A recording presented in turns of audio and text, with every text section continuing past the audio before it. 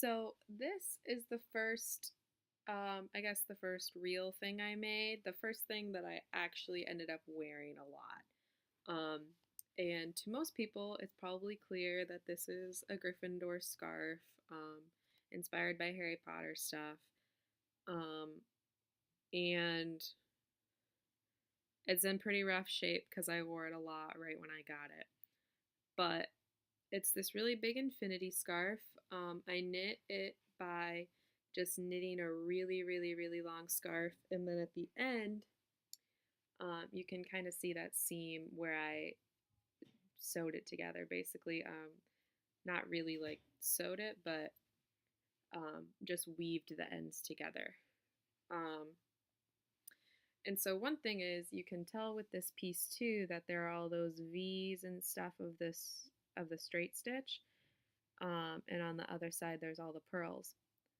Um, and to keep this from curling in on itself so much, this is how big across it actually is. But when it just hangs like this, you can see it looks just that thin when really it's that big. Um, and that's because as a beginner knitter, I, just jumped in and thought I knew everything. And I tried to knit it so that these ends, um, you can see right there, this is how it looks completely flat. These ends are thicker knit. It's a different technique.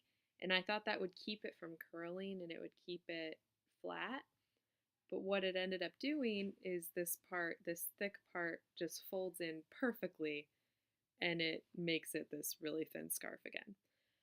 Um, and so those are the dangers of the stockinette stitch and my little naive first thing I ever knit, beginner knitter. But I still really like this scarf and I still wear it a lot.